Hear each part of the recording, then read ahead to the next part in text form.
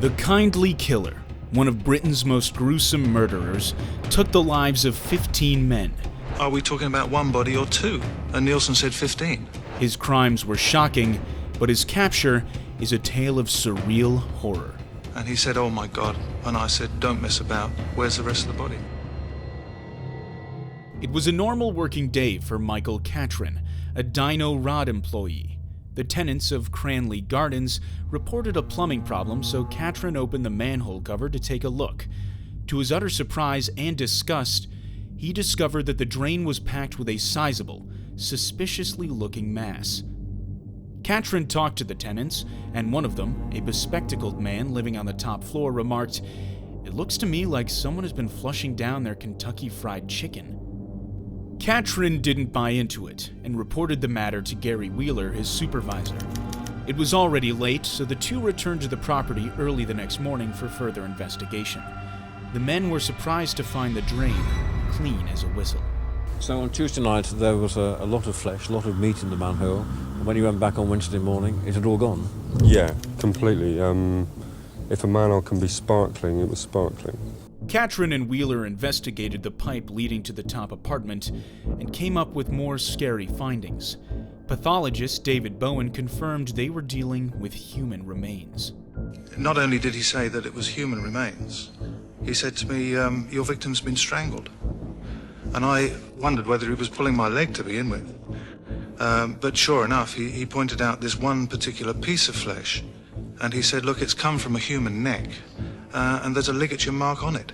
Detective Peter J. questioned the other tenants and confirmed that the remains had been flushed from the top floor apartment, occupied by the very man who'd remarked the mass clogging the drain looked like KFC. The police officers waited until the man came back from work and finally made him tell the truth. However, the reality turned out to be much scarier than the boldest assumptions. He wanted to know why I was so interested in his drains, and I said, "Well, you take me up in your flat and I'll tell you." And we went up into the flat, and I said they were blocked with human remains. And he said, "Oh my God, how awful." And I said, "Don't mess about. Where's the rest of the body?" And he said, "It's in 2 plastic bags in the other room." The fact is, the man has been committing these gruesome acts for 5 years straight, since December 1978. There were at least 4 survivors whose testimonies could have ended it right there and then. On the 11th of August, 1980, the suspect invited one Douglas Stewart to his home for an evening of drinks and music. The two had a great evening together, and eventually, Stewart passed out in the armchair. Stewart didn't know it, but his life could have ended right there. It was an established routine for the host. He'd invite a guy to his place for dinner and drinks, and proceed to take his life. But even without this knowledge, it was clear to Stewart that the hospitable loner was up to no good. He woke up bound in the very armchair he drifted off. When the host attacked Stewart, the guest came to his senses right away, broke the bindings, and knocked the man over. Realizing his game was up, the host hollered, "Take my money!" It was obvious the scream was intended for the neighbors. If anybody got disturbed by the commotion, the cunning villain would say he himself was a victim of a burglar. Stewart ran out of the apartment and went straight for the phone. The police arrived in 5 minutes and took Stewart to the apartment he'd just left from. The host opened the door and feigned surprise. The officers listened to the victim and his attacker and noticed that both had been drinking. On top of that, the policemen didn't appreciate the discrepancies in the two men's stories. Eventually, they concluded the men were hiding something and wrote it off as a lover's quarrel. In May 1982, the loner attempted to claim another victim, 21-year-old Carl Stotter. But the man miraculously survived. I fell asleep and I woke up and he was strangling me. And I passed out after sort of thinking. I thought that I'd got caught up in the sleeping bag which he'd warned me about. And I thought he was helping me out, but he wasn't. And anyway, I passed out from that. And I remember vaguely hearing water running and being carried, and I felt very cold, and I realized I was in the bath and he was trying to drown me. The attacker's mongrel dog, Bleep, jumped onto his chest and started licking Stotter's face. The killer noticed this and revived him by rubbing his limbs and lying next to him to help him get the warmth back. Carl Stotter spent the following 2 days in the apartment regaining his strength. The attacker assured him that he'd saved his life. He said he put Stoddard in cold water only because he went into shock from a horrible nightmare and suffocation caused by the zipper on the sleeping bag. When Stoddard felt better, the man led him to a nearby railway station and, before parting ways, told the youth he hoped to meet him again sometime. Scared and confused, Stoddard didn't report the incident. Just like with the other infamous offender, Jeffrey Dahmer, the social climate was the biggest obstacle in the case. The surviving victims were either mistreated by the police or failed to report the incidents altogether, opting to avoid public scrutiny. The sentiment is backed by criminologist David Wilson.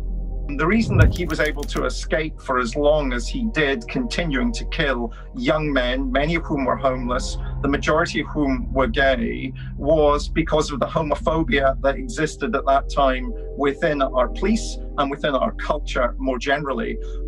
Detective Peter J. and his two colleagues opened the wardrobe indicated by the killer, and indeed there were 2 large plastic bags full of gruesome evidence. They arrested the villain on the spot. Dennis Nilsen, the man in question, was an ordinary-looking guy that bore more resemblance to a geography teacher than Hannibal Lecter. However, the officers were in for a surprise. I never thought of anything more than one body at that stage, and it was a chance remark by my deputy Steve McCusker on the way back to the police station when Steve said to him, are we talking about one body or 2? And Nielsen said 15. Or in fact, I think he said 16 to begin with. It later transpired that it was 15. At the time of his arrest, Nilsen was an executive officer at Job Center in Kentish Town, and he'd been working for the institution since 1974. Before that, he was a constable for the London police. The arresting officers believed Nilsen was being so straightforward with them because he'd been a public servant himself. It's worth noting that despite the opportunities his jobs presented him, Nilsen didn't take advantage of the people he met at work, unlike, say, John Wayne Gacy or Robert Berdella, other serial offenders. Instead, he found his victims in gay pubs and on the street, something we see with Jeffrey Dahmer. There were even more striking similarities between Nilsen and Dahmer cases. Nilsen was a heavy drinker too, and he killed his victims because that was the way he would make them stay with him forever. According to Nilsen himself, that was the very reason he murdered his first victim. On the 30th of December 1978, Nilsen was drinking alone when he realized he felt so lonely it was intolerable.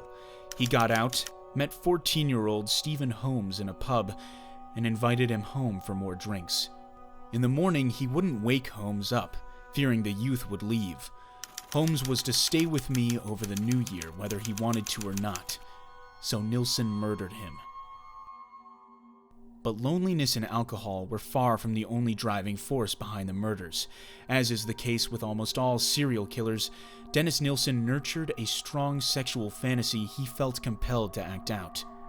A look into his childhood would help us see things a bit clearer. Nilsen's father left the family when Dennis was a mere 13 years old. The void was filled with his grandpa, Andrew White, who was a mariner.